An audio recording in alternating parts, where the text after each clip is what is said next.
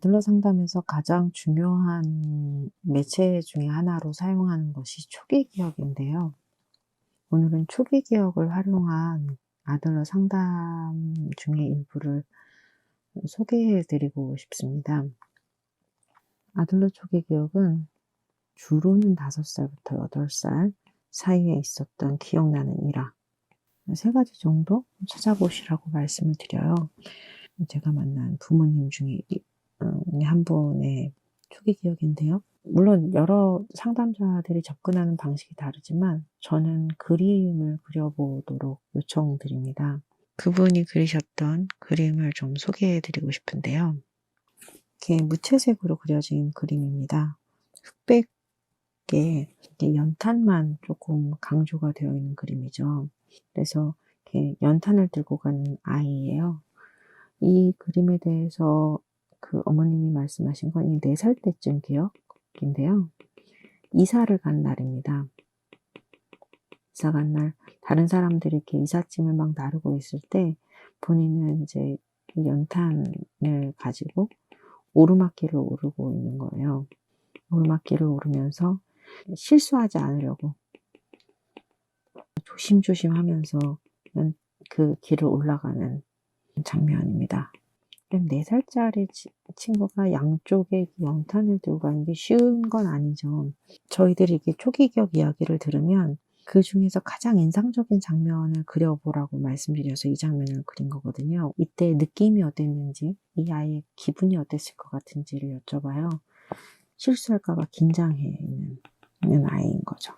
이 초기 기억 속에서 아들러는 강점을 찾습니다. 이 친구의 강점. 친구가 어떤 강점을 가질까요? 친구는 일을 함에 있어서 신중하고 실수하지 않으려고 조심스럽고 성실하고 4살이잖아요. 책임감도 강한. 다소 무리스러운 일이라고 4살한테 연탄 2개는 좀 무리스럽잖아요. 다소 무리스러운 일이라 하더라도 최선을 다하는 이런 강점을 가지고 있겠죠. 물론 이건 상담자가 혼자서 유추하는 건 아니고요. 내담자랑 같이 이야기를 하면서 확인해 나가는 장면이죠. 아들러 상담은 상담자가 혼자서 하는 것이 아니라 내담자와 이 장면에 대해서 이야기를 나누면서 내담자가 어떻게 느꼈는지를 같이 탐색해 나갑니다. 근데 이 4살 때부터 이런 행동을 했다는 건 이 친구는 성실하고 최선을 다하고 그러면서도 조심스럽고 뿐만 아니라 어쨌든 미술치료상으로 보면 최선을 다하고 있음에도 불구하고 무채색의 그림이잖아요. 즐기고 있다기보다는 긴장하고 있다. 실수할까봐. 이거는 조금 약점이죠. 강점이 있다면 약점도 있을 수 있는데 일을 함에 있어서 긴장감이 좀 높죠. 긴장감이 높고 실수할까봐 불안할 수 있고요. 또 일을 하는 그 과정 자체도 쉽지는 않아요. 그 어려움을 느끼고 있다 하더라도 다른 사람에게 도움을 요청하는 데는 조금 약할 확률이 좀 있죠. 이런 것들을 이 어린 시절의 기억에서 찾고 있지만 사실 이 초기 기억은 동시에 현재의 나의 기억입니다. 현재의 나를 투사한 거라고 볼 수 있어요. 실제로 이 어머님은 굉장히 일을 잘 하시는 분이고 성실하게 하시는 분임에도 불구하고 일을 다 하고 나서도 만족도는 그렇게 높지 않아요. 잘하면 다행이고 근데 실수하게 되면 내 탓을 많이 하게 되는 그런 장면이죠. 초기 기억을 하면서 3단 논법을 쓰는데요. 이 3단 논법은 이제 3가지 단계로 검증하는 건데 이 아이가 느꼈을 법한 세상에 대한 이해입니다. 그러니까 누구나 세상에 대한 이해를 가지고 살게 되거든요.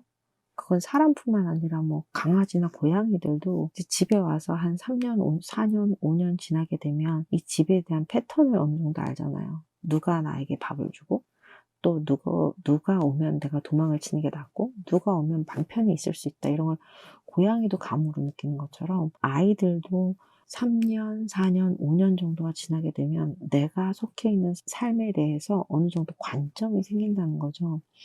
이 아이는 어떤 관점을 가질 수 있을까요? 나는. 나는 어떤 아이일까요? 최선을 다하려고 노력하는 아이죠. 이 아이는 실수하지 않으려고 노력하는 아이. 이것도 사실은 내담자하고 확인해 봐야 돼요. 이제 제가 그림만 보고 판단하지만 모든 작업은 다 내담자와 함께 이루어져야 합니다. 이게 첫 번째 단계, 두 번째 단계는 타인과의 관계.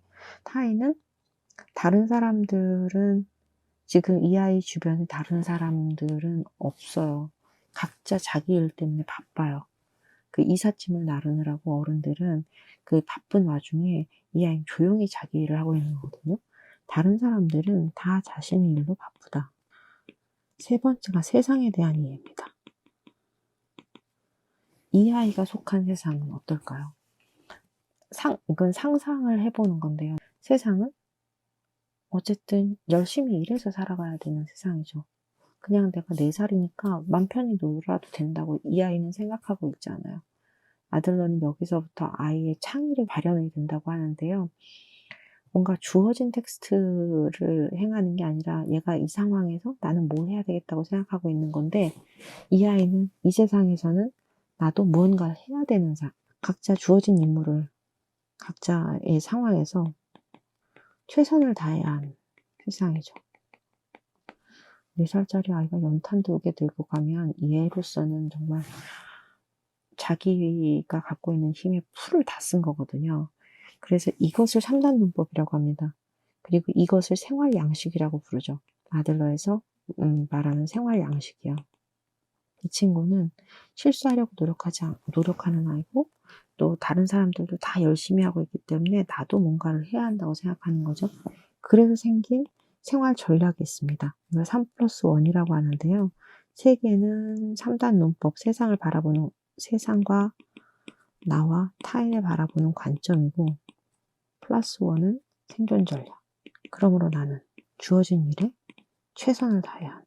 만약에 그렇지 않다면 세상의 구성원으로서 가치가 없어요. 존재의 가치가 없어요.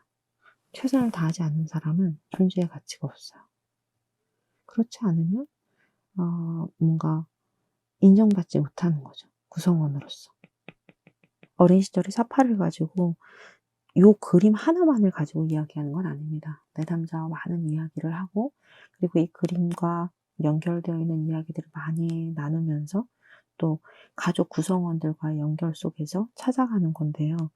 이 어머님은 이런 마인드를 가지고 어린 시절을 지내왔을 확률이 높고, 그 어린 시절의 초기 기억은 곧 현재의 나와 닮아 있습니다. 이 초기 기억 탐색을 하고 나서 반드시 현재의 내 문제와 연결을 시켜봐야 돼요. 현재 이분도 역시 최선을 다합니다. 모든 일에 최선을 다하지만 문제는 뭐냐면 이게 실수할까봐 너무 불안한 거예요. 잘못될까봐 늘 조심하고 긴장하고, 강점은 최선을 다한다는 거고, 이건 좋은 점이에요. 이 삶의 양식은 나쁜 게 아닙니다. 현재의 나를 만들어준 그 당시 상상할 수 있었던 최고의 솔루션이었을 텐데, 그러나 이 솔루션, 어렸을 때 만들어진 이 솔루션을 점검하지 않고 계속 살아가다 보면 분명히 마이너스가 나는 곳이 있거든요. 이대로만 살아가다 보면 약점이 뭐냐면 최선을 다함에도 불구하고 나의 만족감이 부족해요. 만족감이라든가 자존감으로 연결되기보다 내가 이런 거 했어. 난 정말 훌륭한 사람이다. 이 정도면. 이렇게 자기 만족을 주거나 자기 프라이드나 자기 성취감으로 연결되기보다 이 생활 양식은 최선을 다해서 했어. 그래서 겨우 구성원이 되는 거야.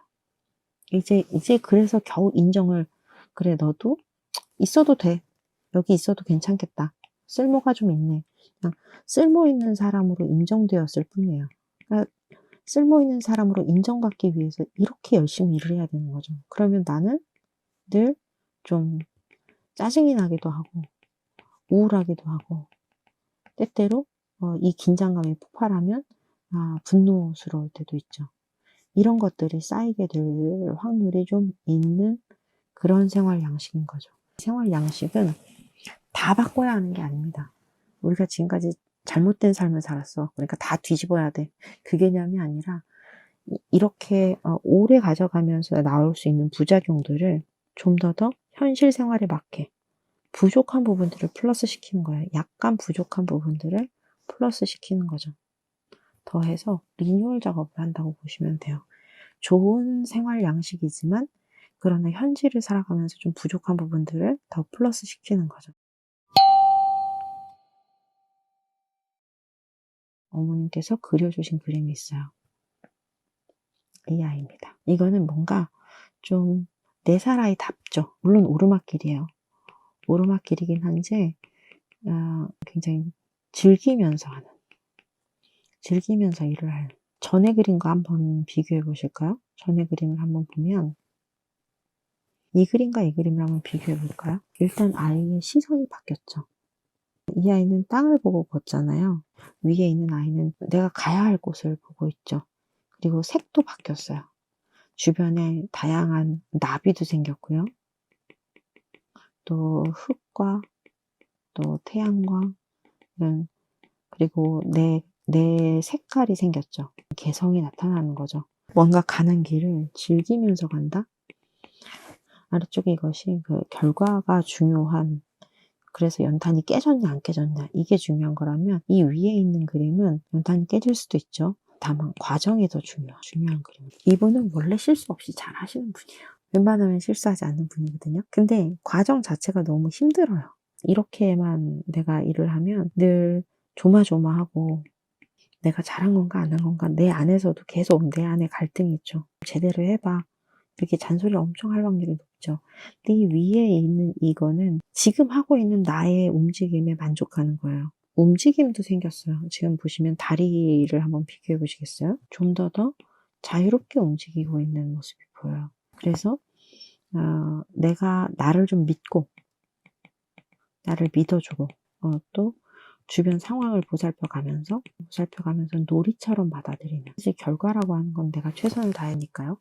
제목을 뭐라고 이야기할 수 있냐면 즐기면서 하는 일. 이것이 이분이 그 당시에 저와 같이 작업을 할 때의 화두였죠. 어떻게 하면 내가 일을 즐기면서 할 수 있는가. 그래서 초기 기억은 매번 그 내담자가 현재 처해 있는 상황들을 상징적으로 보여주고 그것을 리모델링 할 수 있는 것들을 탐색하는 작업에서 활용되고 있습니다.